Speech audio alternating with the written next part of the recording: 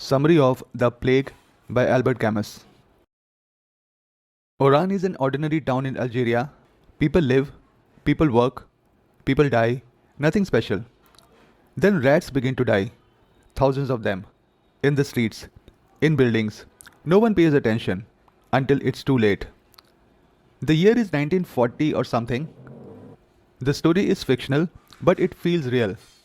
Camus never tells us the exact year, but he writes in the opening pages, the unusual events described in this chronicle occurred in the 1904 at Oran. At first, the citizens ignored the signs.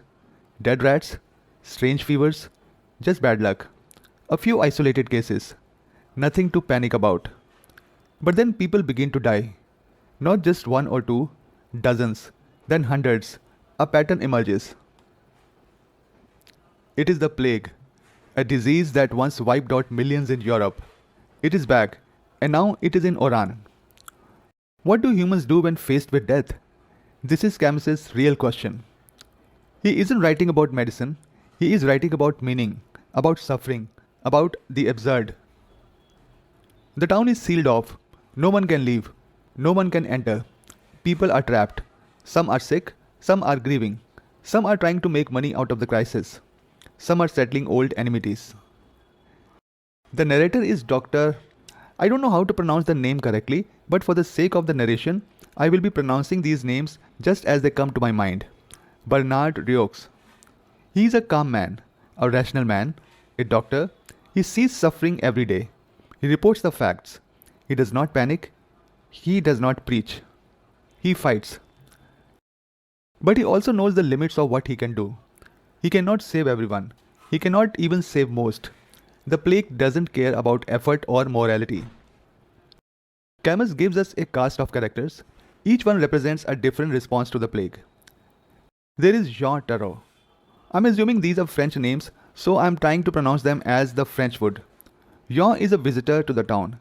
He becomes Rieux's ally. Tarrou is idealistic. He organizes volunteer squads.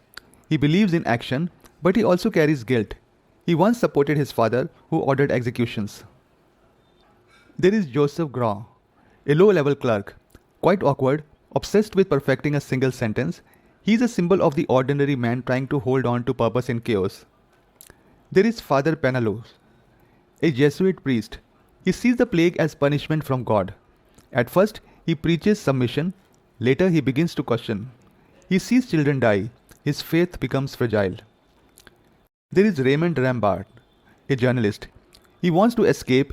He has a wife in another city. At first, he bribes people to flee. Later, he chooses to stay and help. He finds meaning not in escape, but in solidarity. There is also Cottard, a man who thrives in crisis. He had tried to kill himself before the plague, but now that others are dying, he feels safe. He takes advantage of the situation, smuggles, profits, and loses his mind in the end. These characters are not just individuals. They are types of different human beings responding to the same situation in their own individual manners. They are reflections of how people respond to suffering. Some deny it, some fight it, some give in, some adapt. The town moves from denial to panic, from panic to endurance, from endurance to hope. Camus shows how people change. Some become more human, some lose their humanity. The plague is relentless. It doesn't pick sides. It kills the old and the young, the rich and the poor, the good and the bad. But even in suffering, there is dignity. Dr. Rieux works every day. He doesn't believe in God. He doesn't believe in grand ideas. He believes in treating the sick. Even if it's pointless, even if the plague returns. This is the core of Camus's message. The universe doesn't care about us. There is no grand plan, no justice written in the stars. Maybe that's why in the myth of Sisyphus, Camus writes that there is no meaning to life and everything happens just randomly. There is no divine purpose. There is no cosmic plan. No reason written in the stars. So what should we do? We should still act. We should still help others. Even if it is absurd. Even if death wins in the end. Camus called this the absurd. The tension between our desire for meaning and a world that offers none. In The Plague, he puts this idea into action. The plague is not just a disease, It is a metaphor for war, for fascism, for human suffering in general. Camus had lived through Nazi occupation in France. He knew what it meant to fight a losing battle, to resist even when hope is small. The plague is a symbol of all that threatens human life: violence, dictatorship, communism, extreme left wing ideology, disease, meaninglessness. And yet, Camus does not give in to despair. At the end of the novel, the plague retreats, life returns, people rejoice, but Rieux reminds us the plague never disappears. It hides in the shadows, it waits. It can return at any time.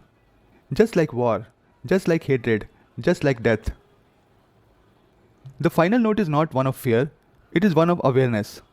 To live is to struggle is to choose. Even if nothing is certain, even if death is guaranteed. That is the only freedom we have.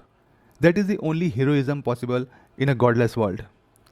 Camus doesn't ask us to be saints, he asks us to be decent. In a world of plagues, decency is resistance. Here are some famous quotes from the book.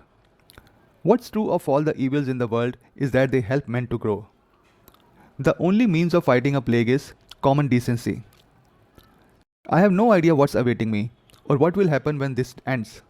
For the moment, I know this. There are sick people and they need curing. The plague never dies or disappears for good. It can lie dormant for years and years in furniture and linen chests. It bides its time in bedrooms, cellars, trunks, and bookshelves. I hope you have liked the summary of The Plague by Albert Camus.